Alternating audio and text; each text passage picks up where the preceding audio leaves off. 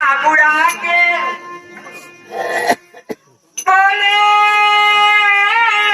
गया बुढ़ा के और पुलिस जहाँ चंपा और कुछ फूल खिल रहे थे आया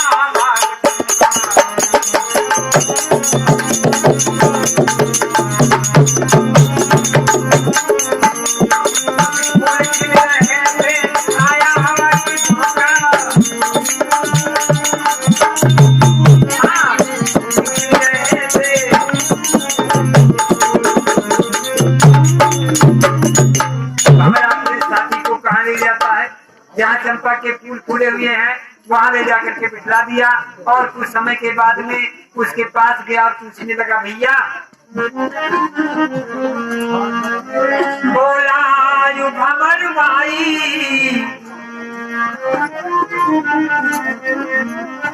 बोला यू भंवर भाई और खुशबू तुमको आई। खबर पूछता है कि भैया यहाँ आने के बाद तुम्हें किसी प्रकार की खुशबू आई या नहीं? तो गोबरीला कहता है गोबर की सिवा मुझको कुछ याद ना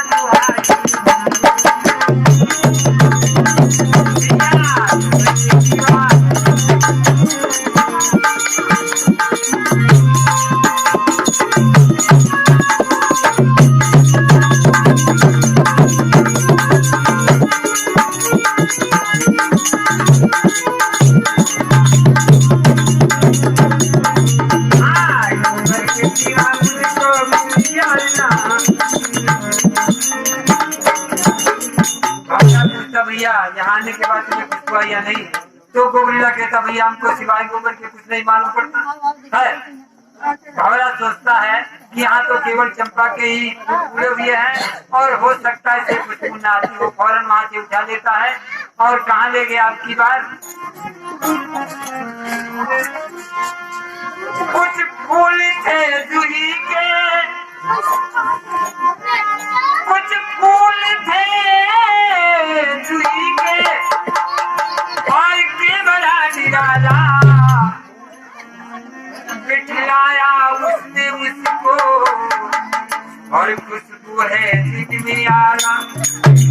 यानी दूसरी बार जहाँ तमाम प्रकार के फूलों का बाग है वहाँ ले जाता है और सोचता है कि अब की बार तो यहाँ तमाम प्रकार के फूल फूले हुए हैं और जरूर खुशबू आती होगी। वहाँ ले जाकर के बिठला देता है और कुछ समय के बाद में फिर गया पूछने लगा भैया अब की बार तो खुशबू जरूर आती होगी क्योंकि यहाँ तो तमाम प्रकार के एक से काला दर्जे के फूल है। लेकिन दूसरी बार भी गोबरीला का एक ही उत्तर है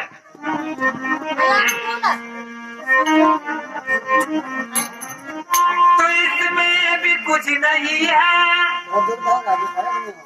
इसमें भी कुछ नहीं है और बोला गोबरीला और भंवरे को क्रोध आया कहने लगा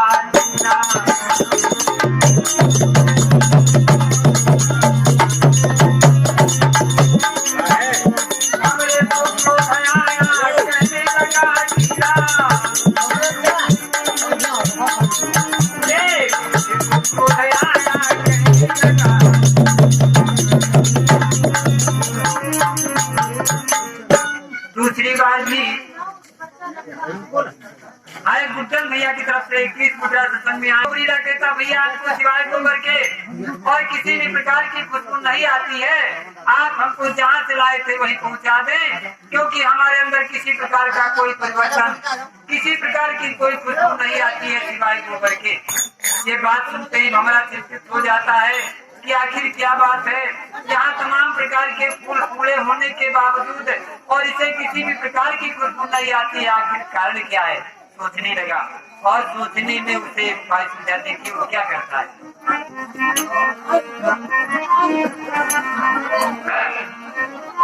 तू जामा तलाशी लेकर बहुत कुछ सोचने के बाद भंवरे के दिमाग में एक बात आई जामा तलाशी लेकर और भाई की खोली क्या और मुंह में दबी है उसके गोबर की एक गोली।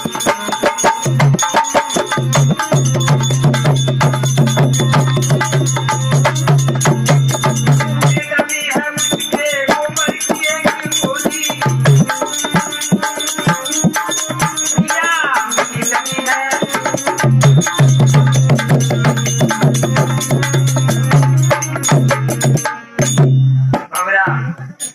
अपने साथी के जब सारे शरीर की तलाशी लेता है उसने क्या देखा, उसके मुंह में एक गोबर की गोली दबी हुई है और यही कारण है खुशबू न आने का। और खुशबू आए भी तो कैसे जब मुंह में गोबर की गोली। खैर उसके कहने के अनुसार जब वो गोली को निकाल देता है थोड़े समय में परिवर्तन हुआ, यानी खुशबू आने लगी।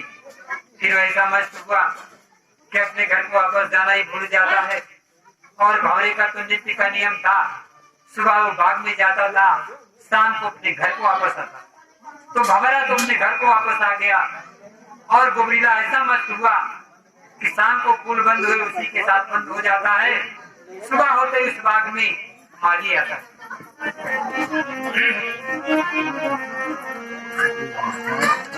सुबह जो माली आया और फूलों को तोड़ लाया,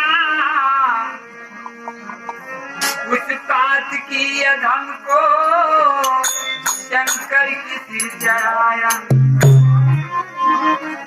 सुबह होते इस बाग में माली आता है, फूलों को तोड़ करके मंदिर में ले जाकर के शिव जी की मूर्ति पर चढ़ा दिया। कुछ समय के बाद में पाक पुजारी जी आते हैं, यानी फूलों के साथ गोबरीला जो है शिव जी के मस्तक पर विराजमान हो गया। और कुछ समय के बाद में पुजारी जी आए, मंदिर की सफाई करी और कहाँ ले गए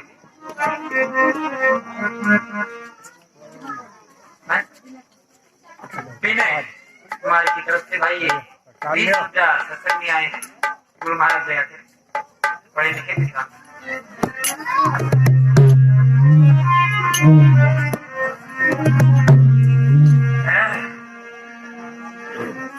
हाँ पुजारी जी क्या करते हैं, फिर जो पुजारी आया, फिर जो पुजारी आया और फूलों पुजारी लाया, पानी धन को गंगा में जमा।